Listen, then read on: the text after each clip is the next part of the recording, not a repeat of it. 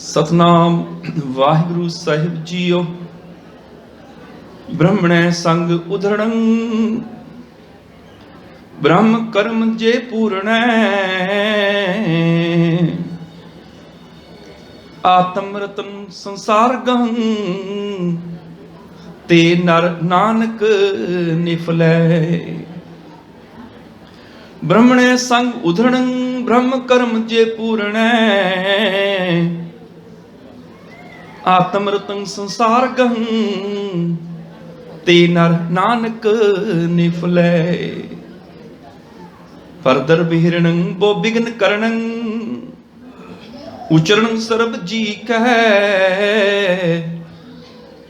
लो लई तृष्णा अतिप्त मन माए कर्म करत से शुक्र है। मते समेव चरणं उधरणं पै तुतरै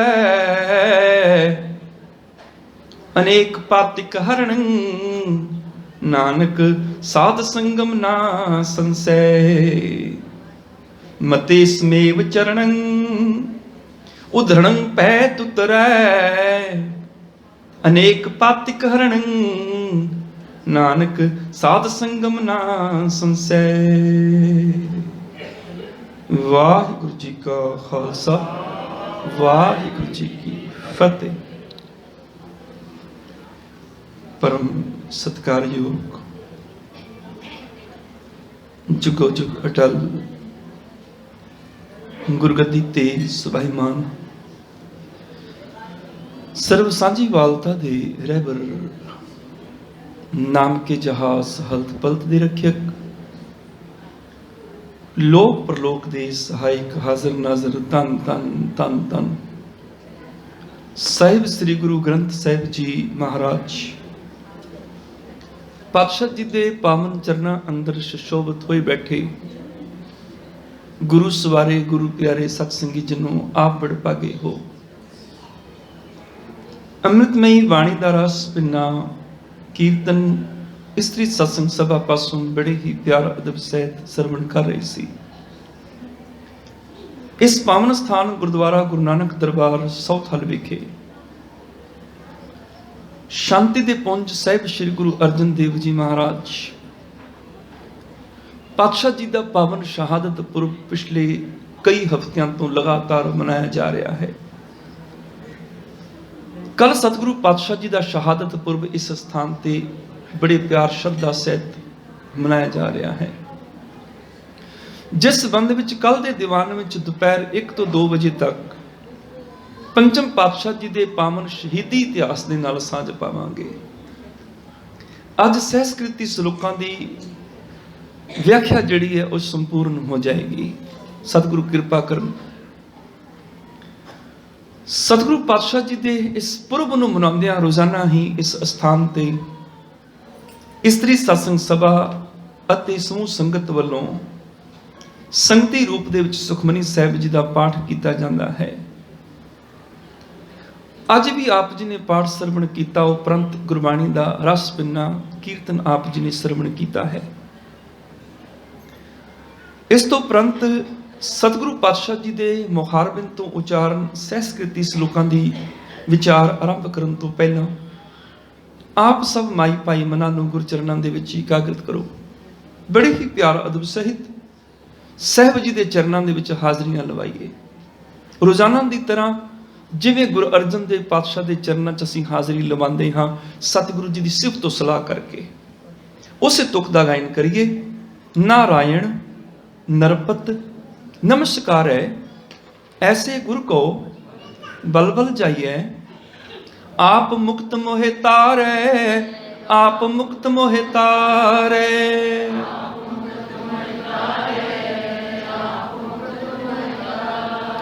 आप मुक्त मोहे तारे आप मुक्त मोहे तारे।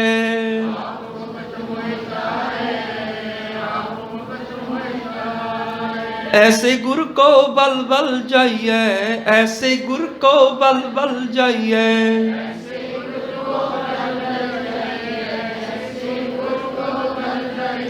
ऐसे गुर को बल बल जाइए, ऐसे गुर को बल बल जाइए।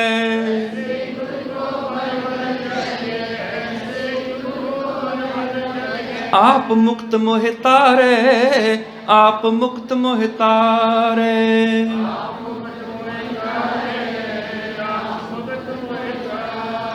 आप मुक्त मोहि तारे, आप मुक्त मोहि तारे।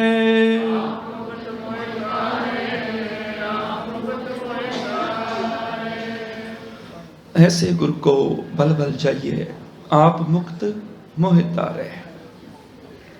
सतगुरु पंचम गुरुदेव जी ਦੇ ਪਾਵਨ ਮੁਖਾਰਬਿੰਦ ਤੋਂ ਉਚਾਰਨ ਅੰਮ੍ਰਿਤਮਈ ਬਚਨਾਂ ਦੇ ਵਿਚਾਰ ਆਰੰਭ ਕਰਨ ਤੋਂ ਪਹਿਲਾਂ ਪ੍ਰਭ ਕੀ ਉਸਤਤ ਕਰੋ ਸੰਤ ਨੀਤ ਸਾਵਧਾਨ ਇਕਾਗਰ ਚੀਤ ਦੇ ਮਾਵਾਕ ਅਨੁਸਾਰ ਮਨਾਂ ਨੂੰ ਇਕਾਗਰਿਤ ਕਰੋ। ਬੜੀ ਹੀ ਪਿਆਰ ਅਦਬ ਸਹਿਤ ਰਸ ਭਿੰਨੀ ਆਵਾਜ਼ ਵਿੱਚ ਉਚਾਰਨ ਕਰੋ ਜੀ। ਸਤਨਾਮ ਸ਼੍ਰੀ ਵਾਹਿਗੁਰੂ ਜੀ। ਸਾਹਿਬ ਸ੍ਰੀ ਗੁਰੂ ਅਰਜਨ ਦੇਵ ਜੀ ਮਹਾਰਾਜ ਪੰਚਮ ਗੁਰਦੇਵ ਜੀ ਦੇ ਪਾਵਨ ਮੁਖਾਰਬਿੰਦ ਤੋਂ ਉਚਾਰਨ ਅੱਜ ਦੇ ਅੰਮ੍ਰਿਤਮਈ ਬਚਨ ਸਤਿਗੁਰੂ ਗੁਰੂ ਗ੍ਰੰਥ ਸਾਹਿਬ ਪਾਤਸ਼ਾਹ ਜੀ ਦੇ ਪਾਵਨ ਅੰਕ 1360 ਉੱਪਰ ਸੁਸ਼ੋਭਿਤ ਹਨ। ਸੰਸਕ੍ਰਿਤੀ ਸ਼ਲੋਕ ਜਿਹੜੇ ਨੇ 67 ਨੇ 67, ਜਿਹਦੇ ਵਿੱਚੋਂ 64 ਸ਼ਲੋਕਾਂ ਦੇ ਵਿਚਾਰ ਆਪ ਸਰਵਣ ਕਰ ਚੁੱਕੇ ਹੋ। ਆਖਰੀ 3 ਸ਼ਲੋਕਾਂ ਦੇ ਵਿਚਾਰ ਅੱਜ ਆਰੰਭ ਹੈ। ਅੱਜ ਇਸ ਬਾਣੀ ਦੀ ਸੰਪੂਰਨਤਾ ਹੋ ਜਾਏਗੀ। ਇਹ ਜਿਹੜੀ ਬਾਣੀ ਹੈ ਅਸੀਂ ਇਸ ਸਥਾਨ ਤੇ ਇਹਦੀ ਸੰਥਿਆ ਲੈ ਚੁੱਕੇ ਹਾਂ। ਸੰਸਕ੍ਰਿਤੀ ਸ਼ਲੋਕਾਂ ਦਾ ਉਚਾਰਨ ਕਰਨਾ ਕਠਿਨ ਹੁੰਦਾ ਹੈ, ਖਾਸ ਕਰ ਟਿੱਪੀ ਦੇ ਕਾਰਨ, ਪੈਰ ਵਿੱਚ ਅੱਧੇ ਯਈਏ ਦੇ ਕਾਰਨ। ਇੱਥੇ ਸੰਗਤਾਂ ਨੇ ਸੰਥਿਆ ਲਈ। ਗੁਰੂ ਨਾਨਕ ਦਰਬਾਰ ਗੁਰਦੁਆਰਾ ਸਾਹਿਬ ਦਾ ਜਿਹੜਾ ਗਰੁੱਪ ਚੱਲ ਰਿਹਾ ਉਹਦੇ ਵਿੱਚ ਵੀ ਦੀ ਸੰਥਿਆ ਦਿੱਤੀ ਗਈ, ਭੱਟਾਂ ਦੇ ਸਮਿਆਂ ਦੀ, ਸੰਸਕ੍ਰਿਤੀ ਸ਼ਲੋਕਾਂ ਦੀ।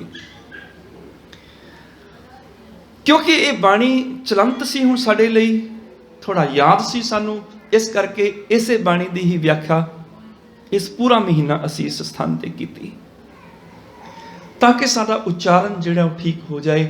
ਜਿਹੜੇ ਬਿਲਕੁਲ ਅਜੇ ਬੇਸਿਕ ਨੇ, ਅਜੇ ਸ਼ੁਰੂਆਤ ਕਰ ਰਹੇ ਨੇ ਗੁਰਬਾਣੀ ਦਾ ਪਾਠ ਕਰਨ ਦੀ, ਉਹਨਾਂ ਦੇ ਲਈ ਤੇ ਅਜੇ ਸੁਖਮਨੀ ਸਾਹਿਬ ਦੇ ਵਿੱਚ ਵੀ ਕੁਝ ਅਸ਼ੁੱਧੀਆਂ ਆ ਜਾਂਦੀਆਂ ਨੇ, ਉਚਾਰਨ ਦੇ ਵਿੱਚ ਅਜੇ ਵੀ ਆ ਜਾਂਦੀਆਂ ਨੇ।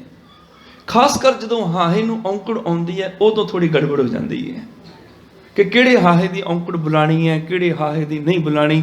ਮੈਂ ਇੱਥੇ ਥੋੜਾ ਜਿਹਾ ਸਪਸ਼ਟ ਕਰ ਦਿਆਂ।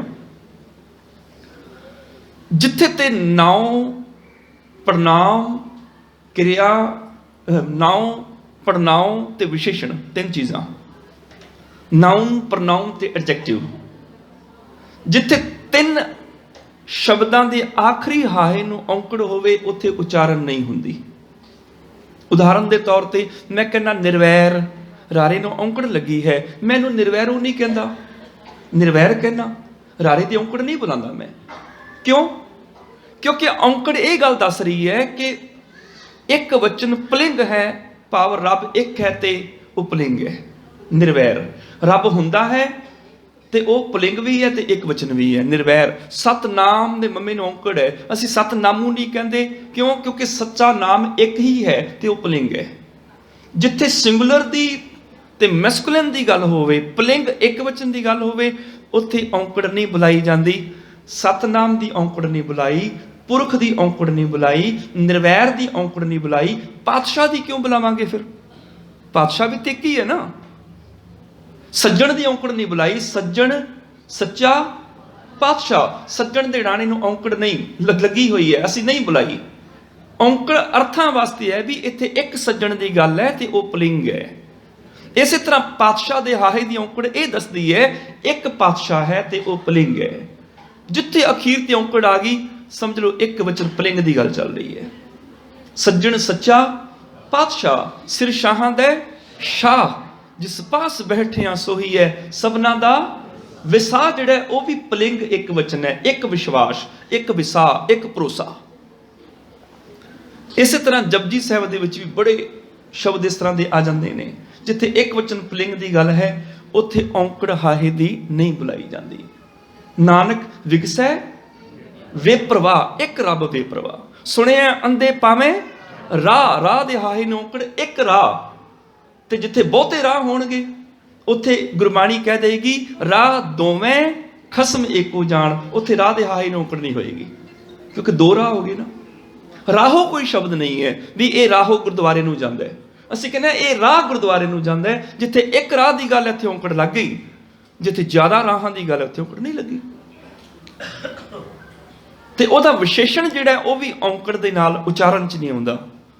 ਜਿਵੇਂ ਮੈਂ ਕਹਿ ਦੇਵਾਂ ਇਹ ਮਨ, ਇਹੋ ਮਨ ਗਲਤ ਹੋ ਗਿਆ। ਇਹ ਨਿਧਾਨ, ਇਹੋ ਨਿਧਾਨ ਨਹੀਂ, ਨਿਧਾਨ ਖਜ਼ਾਨਾ ਹੈ ਪੁਲਿੰਗ, ਉਹਦਾ ਵਿਸ਼ੇਸ਼ਣ ਇਹ, ਉਹ ਵੀ ਪੁਲਿੰਗ ਹੈ। ਇਹ ਨਿਧਾਨ ਜਪੈ ਮਨ ਕੋਏ। ਫਿਰ ਔਂਕੜ ਬੁਲਾਣੀ ਕਿੱਥੇ ਹੈ? ਬਸ ਇੰਨਾ ਯਾਦ ਰੱਖਿਓ, ਕਿਰਿਆ ਦੇ ਆਖਰੀ ਹਾਹੇ ਦੀ ਔਂਕੜ ਬੁਲਾਈ ਜਾਂਦੀ ਹੈ। ਜਿੱਥੇ ਕਿਰਿਆ ਹੋਵੇ, ਵਰਬ ਹੋਵੇ, ਆਣਾ ਜਾਣਾ, ਖਾਣਾ ਪੀਣਾ, ਹੱਸਣਾ ਸੌਣਾ, ਉੱਠਣਾ ਬਹਿਣਾ, ਇਹ ਸਾਡੀਆਂ ਕਿਰਿਆਵਾਂ ਨੇ, ਸਾਡੇ ਐਕਸ਼ਨ ਨੇ, ਇਹ ਸਾਡੇ ਵਰਬ ਨੇ। ਇਹ ਕਿਰਿਆ ਦੇ ਹਾਹੇ ਦੀ ਔਂਕੜ ਆਏਗੀ, ਉੱਥੇ ਬੁਲਾਈ ਜਾਏਗੀ ਆਪੇ ਬੀਚ ਆਪੇ ਹੀ ਖਾਹੋ, ਨਾਨਕ ਹੁਕਮੀ ਆਵੋ ਜਾਹੋ। ਉੱਥੇ ਔਂਕੜ ਬੁਲਾਈ, ਹੋੜਾ ਨਹੀਂ, ਆਵੋ ਜਾਹੋ ਨਹੀਂ, ਆਵੋ ਜਾਹੋ ਔਂਕੜ। ਤੇਹ ਗੁਣ ਮੈਂ ਕੀਨੋ ਵਿਸਥਾਰ, ਤ੍ਰਿਹੋ ਨਹੀਂ ਤੇਹ ਗੁਣ। ਇਸੇ ਤਰ੍ਹਾਂ ਹੀ ਇੱਕ ਲਫ਼ਜ਼ ਹੋਰ ਆਉਂਦਾ ਹੈ, ਕਾਠੋਂ ਸ਼੍ਰੀਖੰਡ ਸਤਿਗੁਰ ਕੀਓ, ਦੁੱਖ ਦ੍ਰਿਦ੍ਰ ਤਿਨ ਕੇ ਗਏ, ਸਤਿਗੁਰ ਚਰਨ ਜਿਨ ਪਰਸਿਆ, ਸੇ ਪਸ਼ ਨਹੀਂ ਪਸ਼ੂ ਪ੍ਰੇਤ ਸੁਰ ਨਰ ਪਏ। ਸੱਸੇ ਦੀ ਔਂਕੜ, ਪਸ਼ੂ ਹਿੰਦੀ ਦਾ ਲਫ਼ਜ਼ ਹੈ, ਛੋਟੇ ਊ ਦੀ ਮਾਤਰਾ ਨਾਲ ਆਉਂਦਾ ਹੈ। ਉਸੇ ਤਰ੍ਹਾਂ ਗੁਰੂ ਸਾਹਿਬ ਨੇ ਪੱਪਾ ਸੱਸੇ ਨੂੰ ਔਂਕੜ ਪਾਈ ਹੈ, ਪਸ਼ੂ। ਇਹ ਥੋੜੇ ਜਿਹੇ ਉਚਾਰਨ ਅਸੀਂ ਵੈਸੇ ਵਿਆਕਰਨ ਵਿੱਚ ਕਰ ਚੁੱਕੇ ਹਾਂ। ਤੇ ਇੱਕ ਖੁਸ਼ੀ ਦੀ ਗੱਲ ਹੋਰ ਵੀ ਹੈ ਕਿ ਇਸ ਗਰੁੱਪ ਦੇ ਵਿੱਚ 1.5 ਸਾਲ ਗੁਰੂ ਨਾਨਕ ਦਰਬਾਰ ਦਾ ਜਿਹੜਾ ਗਰੁੱਪ ਚੱਲਿਆ ਹੈ, ਇਸ ਗਰੁੱਪ ਦੇ ਵਿਦਿਆਰਥੀਆਂ ਵੱਲੋਂ 8 ਜੂਨ ਨੂੰ ਇਸ ਅਸਥਾਨ ਤੇ ਇੱਕ ਵਿਸ਼ੇਸ਼ ਸਮਾਗਮ ਰਚਿਆ ਹੋਇਆ ਹੈ। ਦੁਪਹਿਰ 12 ਤੋਂ 2 ਵਜੇ ਤੱਕ ਉਹ ਵਿਦਿਆਰਥੀ ਕੁਝ ਨਾ ਕੁਝ ਬੋਲਣਗੇ ਸਟੇਜ ਤੇ ਖਲੋ ਕੇ। ਸਾਰੇ ਨਵੇਂ ਬੁਲਾਰੇ ਹੋਣਗੇ, ਖੜਨ ਦੀ ਜਾਂਚ, ਕਿਵੇਂ ਖਲੋਣਾ ਹੈ, ਕਿਵੇਂ ਬੋਲਣਾ ਹੈ, ਇੰਨਾ ਹੀ ਬੜਾ ਹੈ। ਸ਼ੁਰੂਆਤ ਵਿੱਚ ਕਿਸੇ ਨੇ ਸ਼ਬਦ ਦੀ ਵਿਚਾਰ ਕਰਨੀ ਹੈ, ਕਿਸੇ ਨੇ ਕੋਈ ਸਾਖੀ ਸੁਣਾਣੀ ਹੈ, ਕਿਸੇ ਨੇ ਕੋਈ ਇਤਿਹਾਸ, ਕਿਸੇ ਨੇ ਫਿਲਾਸਫੀ। ਤੇ ਸ਼ਨੀਵਾਰ ਸੁਖਮਨੀ ਸਾਹਿਬ ਦਾ ਪਾਠ 10 ਤੋਂ 12 ਵਜੇ ਤੱਕ ਹੋਏਗਾ। 12 ਤੋਂ 2 ਵਜੇ ਤੱਕ ਇਹ ਪ੍ਰਤੀਯੋਗਤਾ ਹੋਏਗੀ, ਕਥਾ ਦੀ, ਸ਼ਬਦ ਦੀ, ਵਿਚਾਰ ਦੀ। ਆਪਣੀ ਹਾਜ਼ਰੀਆਂ ਭਰਨੀਆਂ ਨੇ। ਸਹਿਸਕ੍ਰਿਤੀ ਸ਼ਲੋਕਾਂ ਦਾ ਉਚਾਰਨ ਔਖਾ ਹੈ, ਅਜੇ ਤੇ ਜਪਜੀ ਸਾਹਿਬ ਦੀ ਬਾਣੀ ਵਿੱਚ ਵੀ ਸਾਡੀਆਂ 1000 ਗਲਤੀਆਂ ਹੋ ਜਾਂਦੀਆਂ ਨੇ। ਇਸ ਕਰਕੇ ਸੰਥਿਆ ਲਓ। ਇੱਕ ਮੈਂ ਹੋਰ ਰਿਕਮੈਂਡ ਕਰਦਾ, ektuhi.com ਤੇ ਸਾਰੀ ਗੁਰਬਾਣੀ ਦੀ ਸੰਥਿਆ ਬੋਲ ਕੇ ਕੀਤੀ ਹੋਈ ਹੈ। ਤੇ ਜਿਹੜਾ ਜਿਹੜਾ ਅੱਖਰ ਉਹ ਬੋਲਦੇ ਨੇ, ਨਾਲ ਨਾਲ ਉਹ ਅੱਖਰ ਹਾਈਲਾਈਟ ਹੁੰਦਾ ਚਲਾ ਜਾਂਦਾ ਹੈ। ਸਾਨੂੰ ਪਤਾ ਲੱਗਦਾ ਹੈ ਕਿ ਇਹ ਕੀ ਪੜਿਆ ਜਾ ਰਿਹਾ ਹੈ। ektuhi.com, ਇਹ ਬਾਅਦ ਵਿੱਚੋਂ ਵੀ ਪੁੱਛ ਸਕਦੇ ਹੋ ਤੁਸੀਂ। ਸਹਿਸਕ੍ਰਿਤੀ ਸ਼ਲੋਕਾਂ ਦਾ ਉਚਾਰਨ ਤੇ ਆਪ ਜੀ ਨੇ ਸਿੱਖਿਆ, ਨਾਲ ਅਸੀਂ ਦੀ ਵਿਆਖਿਆ ਵੀ ਕਰ ਰਹੇ ਹਾਂ। ਆਖਰੀ 3 ਸ਼ਲੋਕ ਬਚੇ ਨੇ, ਜਿਹਦੀ ਵਿਆਖਿਆ ਅੱਜ ਆਰੰਭ ਹੈ। ਸਤਿਗੁਰੂ ਜੀ ਦੇ ਅੱਜ ਦੇ ਵਚਨ, ਬ੍ਰਾਹਮਣੈ ਸੰਗ ਉਧਰਣੰ, ਬ੍ਰਹਮ ਕਰਮ ਜੇ ਪੂਰਣੈ, ਆਤਮ ਰਤਨ ਸੰਸਾਰ ਗਹੰ, ਤੇ ਨਰ ਨਾਨਕ ਨਿਫਲੈ। ਬ੍ਰਾਹਮਣੈ ਸੰਗ ਉਧਰਣੰ, ਬ੍ਰਹਮ ਕਰਮ ਜੇ ਪੂਰਣੈ। ਬ੍ਰਾਹਮਣਾਂ ਦੀ ਸੰਗਤ ਨਾਲ ਉਧਾਰ ਹੋ ਸਕਦਾ ਹੈ। ਕਿਹੜੇ ਬ੍ਰਾਹਮਣ? ਜਿਨ੍ਹਾਂ ਨੇ ਬ੍ਰਹਮ ਕਰਮ ਕੀਤੇ ਨੇ, ਕਰਮਾਂ ਵਾਲੇ ਬ੍ਰਾਹਮਣ। ਯਾਦ ਰੱਖਿਓ, ਪ੍ਰੈਕਟੀਕਲ ਜੀਵਨ ਜੀਣ ਵਾਲੇ ਬ੍ਰਾਹਮਣ, ਥਿਊਰੀ ਵਾਲੇ ਨਹੀਂ, ਮੇਰੇ ਵਰਗੇ ਨਹੀਂ। ਪਾਠ ਗ੍ਰੰਥਾਂ ਨੂੰ ਪੜ੍ਹਨ ਵਾਲੇ ਨਹੀਂ, ਜਿਨ੍ਹਾਂ ਨੇ ਗ੍ਰੰਥਾਂ ਨੂੰ ਪੜ੍ਹ ਕੇ ਜੀਵਨ 'ਚ ਅਪਲਾਈ ਕੀਤਾ ਹੈ, ਜਿਨ੍ਹਾਂ ਨੇ ਬ੍ਰਹਮ ਕਰਮ ਕੀਤੇ ਨੇ, ਉਹਨਾਂ ਦੀ ਸੰਗਤ ਕੀਤਿਆਂ ਉਧਾਰ ਹੁੰਦਾ ਹੈ। ਬ੍ਰਾਹਮਣੇ ਸੰਗ ਉਧਰਣੰ, ਭਾਵ ਹੈ ਜੀਵ, ਬ੍ਰਾਹਮਣ ਦੀ ਸੰਗਤ ਕੀਤਿਆਂ ਉਧਾਰ ਹੁੰਦਾ ਹੈ। ਬ੍ਰਾਹਮਣ ਕਿਹੜਾ, ਇਹ ਵੀ ਦੇਖ ਲਓ। ਬ੍ਰਾਹਮਣ ਕਿਸੇ ਵਿਸ਼ੇਸ਼ ਬਰਾਦਰੀ ਦਾ ਨਾਮ ਨਹੀਂ। ਇੱਥੇ ਜਿਹੜਾ ਬ੍ਰਹਮ ਨਾਲ ਜੁੜਿਆ ਹੈ, ਸਾਡੇ 'ਚ ਬ੍ਰਾਹਮਣ ਉਹਨੂੰ ਕਹਿੰਦੇ ਨੇ, ਕਹਿਤ ਕਬੀਰ ਜੋ ਬ੍ਰਹਮ ਵਿਚਾਰੈ, ਸੋ ਬ੍ਰਾਹਮਣ ਕਹੀਤ ਹੈ ਹਮਾਰੇ। ਸਾਡੇ 'ਚ ਉਹਨੂੰ ਬ੍ਰਾਹਮਣ ਕਹਿੰਦੇ ਨੇ ਜਿਹਨੇ ਬ੍ਰਹਮ ਦੀ ਵਿਚਾਰ ਕੀਤੀ, ਤੇ ਬ੍ਰਹਮ ਹੈ ਪ੍ਰਭੂ। ਪ੍ਰਭੂ ਦੀ ਵਿਚਾਰ ਨਾਲ ਜੁੜਨ ਵਾਲਾ ਬ੍ਰਾਹਮਣ ਹੈ, ਪਰ ਕੇਵਲ ਨਿਰੀ ਵਿਚਾਰ ਕਰਨ ਵਾਲਾ ਨਹੀਂ। ਜਿਹਨੇ ਬ੍ਰਹਮ ਕਰਮ ਕੀਤੇ ਨੇ, ਬ੍ਰਹਮ ਕਰਮ ਜੇ ਪੂਰਣੈ, ਜਿਹਨੇ ਪ੍ਰਭੂ ਦੇ ਕਰਮਾਂ ਦੇ ਮੁਤਾਬਕ ਜ਼ਿੰਦਗੀ ਨੂੰ ਜੀਵਿਆ ਹੈ, ਜਿਹਨੇ ਪ੍ਰੈਕਟੀਕਲ ਕੀਤਾ ਹੈ। ਯਾਦ ਰੱਖਿਓ, ਧਰਮ ਪ੍ਰੈਕਟੀਕਲ ਹੈ, ਧਰਮ ਥਿਊਰੀ ਨਹੀਂ ਹੈ। ਧਰਮ ਕੇਵਲ ਪਾਠ ਪੂਜਾ ਨਹੀਂ ਕਿ ਪਾਠ ਕੀਤਾ, ਕੀਰਤਨ, ਕਥਾ, केवल प्रैक्टिकल नहीं, केवल थ्योरी नहीं, प्रैक्टिकल नाल है। जे कल्ली थ्योरी पढ़ी प्रैक्टिकल नहीं किया, फिर थ्योरी पढ़ी का लाभ नहीं होएगा। पर जे थ्योरी पढ़ के प्रैक्टिकल किया, फिर तो थ्योरी का भी लाभ हो जाएगा। गुरबाणी पाठ कीर्तन कथा का लाभ उदों है जो गुरु हुक्म करदा है उन्होंने तुसी मन लेंदे हो। नहीं तो बाणी पढ़न वाले तो बड़े ने दुनिया ते, गाउण वाले बड़े ने, पाठ करने वाले बड़े ने, सेवक सिख पूजन सब आवे सब गावे, हर हर उत्तम बाणी। पुछे सारे प्रवान ने, कह लगे नहीं नहीं, गाविया सुनिया तिनका हर थाए पावे, जिन सतगुरु की आज्ञा सत सत कर मानी। जिन्हें सतगुरु के हुक्म नूं सत बचन करके मन्ने, गाउणा सुनना ओदा प्रवान है। ते अज साडी कौम दे विच ऐसी एक समस्या पैदा हो रही है जिहदे विच इह कहा जा रहा है भी जो मर्जी जिंदगी च करो, पर आ जरूर कर लियो जप तप ध्यान। कल्पना की दुनिया तुसीं पहुंच जाओगे, रब के दरबार च पहुंच जाओगे। एक कल्पना की दुनिया खड़ी कर दी। किस्सा तां ठा करो, ये लफ्ज दोहराओ, अगम्मी लोक च तुसीं पहुंच जाओगे। भावें दुकान ते किसी की जेब कटो, भावें गरीब का हक मारो, भावें निंदा करो, झूठ बोलो, बस आ जिदन तुहाडी समाधि लग गई ना, दसम द्वार खुल गया, तुसीं रब दे कर प्रवान। नहीं, गुरबाणी का पाठ इस वास्ते नहीं, गुरबाणी विचारन वास्ते है, गुरबाणी समझन वास्ते है। इनू समझ के जिंदगी च अप्लाई करना है। गुरु ने कल्पना की दुनिया च जीना ही नहीं सिखाया। गुरु नानक पातशाह ने आवाज उठाई कि मरिया पितरां की पूजा छड्डो, जिउंदे घर बुजुर्ग बैठे ने उन्हां दी सेवा करो।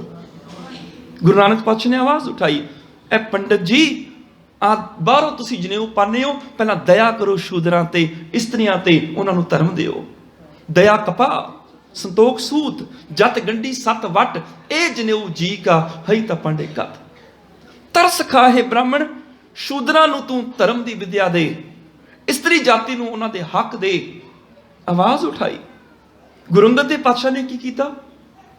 गुरमुखी पंजाबी अखरां नूं एक तरतीब दे के दुनिया तक पहुंचाया। ते केवल एजुकेशन सिस्टम ही नहीं बनाया, केवल पढ़ाई लिखाई ही नहीं आम लोगों को दिती। जिहड़े अनपढ़ लोग ने उन्हां नूं पढ़ाई लिखाई दे नाल मल अखाड़े लाए, कुश्तियां घोल, तकड़े होवो ताकि जालमां दा टकरा किया जा सके। गुरु अमरदास पातशाह ने की कीता? बेघरे लोगों को घर बना के दिते, बेरोजगार लोगों को दुकानां खोल के दित्तियां, विच समान पा के दिता, कारोबार करो, अपने परिवार नूं चलाओ। खूह लवाए, पानी की किल्लत दूर की, बाग लवाए। गुरु रामदास पातशाह, गुरु अर्जन देव पातशाह, सारे गुरु सिवान कुछ ना कुछ प्रैक्टिकल करके गए ने, कुछ ना कुछ दे के गए ने समाज नूं। सिखा तू की दिता है? तू प्रैक्टिकल की कीता है? असीं अपनी एनर्जी कल्पना की दुनिया च जाया की। एक दसम द्वार खुलेगा, याद रखो दसम द्वार पता केड़े? 9 द्वारे प्रगट किए, 10वां गुप्त रखाया। 10 इंद्रे ने साडे, 9 ते सानू नजर आउंदे ने, अखां नक कन, ये प्रगट ने ना, बाहर दिसदे ने, पर दिमाग नहीं सानू दिसदा। वो भी तो साडा इंद्र है ना, दिमाग है। 10वां गुप्त रखाया, जिहड़ा अंदर लुप्त है, वो साडा दिमाग है। ये नहीं कोई इहो जिहा दरवाजा खुलना है जिथों असीं सचखंड दे विच आसमानां च पहुंच जाणे। कल्पना की दुनिया च कोई इंस्पैक्टर जदों भी उन्हें किसी स्कूल में जाना, उन्हें इहो जिहा सवाल करना भी जिहदा जवाब ना आना, तो उन्हें अपने सर्टिफिकेट दे विच लिख देना भी ये स्कूल ठीक नहीं चल रहा, इत्थे पढ़ाई ठीक नहीं चल रही। उन्हें फेल करके आना हर स्कूल नूं।